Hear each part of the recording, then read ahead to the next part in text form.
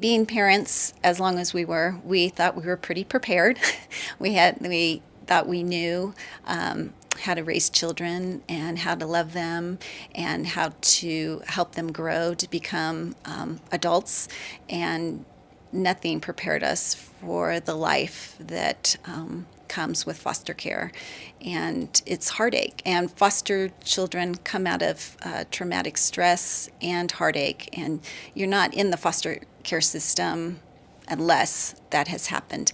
But the tragedy, we had no idea how deeply it would go. The first time you came to live with them, do you remember that? Yeah, kind of. Okay. What can you tell me?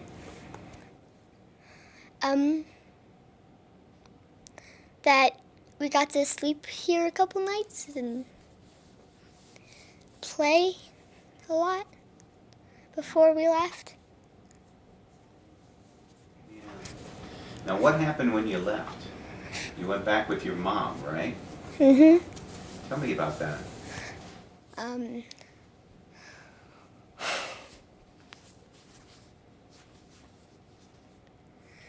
It's okay.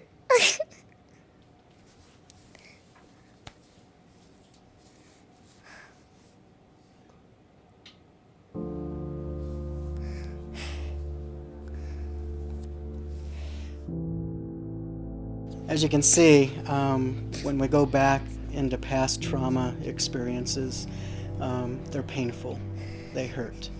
And in Angel's story, it was a life and death situation. We always wondered if a CASA worker would have been involved in Angel and Kendall's case early on. Could we have prevented some of the dangerous situations, life-threatening situations that came about? We felt very unsafe taking the kids back, and yet we were told this is what we had to do. We had no choice. We had no voice. And again, if a CASA had been there, we could have voiced that to our CASA, and they could have taken it to the next step. But we felt helpless, and so we had to take all the children's stuff. We tried to take as much of home as we could to the apartment, and we said our goodbyes.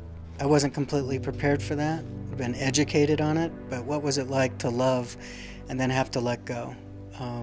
You sign up to have your heart broken.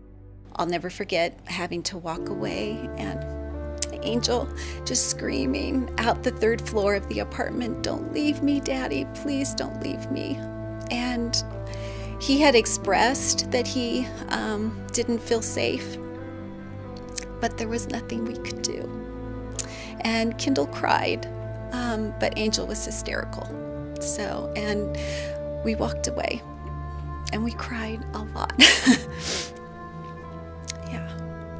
One of the things that I had always told them, especially the first time we had them, they were always afraid that we weren't going to come back. And we always said, when we drop them off for Sunday school or whatever they would go to, that Mommy and Daddy would always come back. And so one of the first things Kendall said to me is, "Mommy, you said you'd always come back, but you didn't come back this time."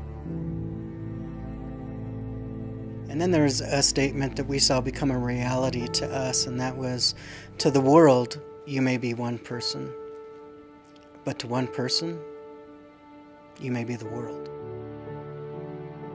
As wonderful as it was months of them working through the feelings they had towards us, the feelings of fear, never knowing, because they felt at any moment they could go back to their situation.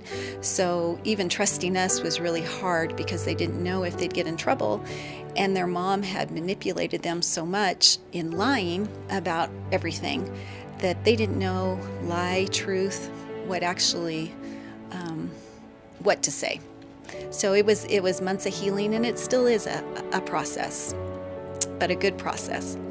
That's one of the real things we're thankful for with CASA, is because they do have a voice and they are able to be listened to, and they are able to speak for the children and the family. Could we have missed some very painful, heart-aching chapters in Angel's life especially, which you gave evidence to. I mean, couldn't even finish, fell apart in tears, just going back and describing some of the moments. So could that have been something that could have been avoided with the right kind of people in the courtroom? As a CASA volunteer, we care for all the children. As this CASA, I care for these two children.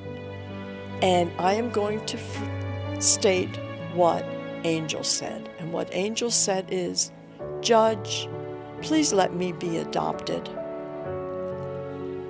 So I was thankful that I had that opportunity to speak in Angel's words for what the children wanted.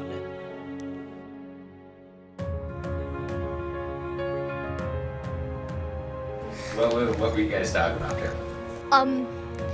Happy things. I have new parents that I know I'm gonna be loved and stuff. Can you say something else about your parents? When you think about them? They're truthful. Thank you, Harriet.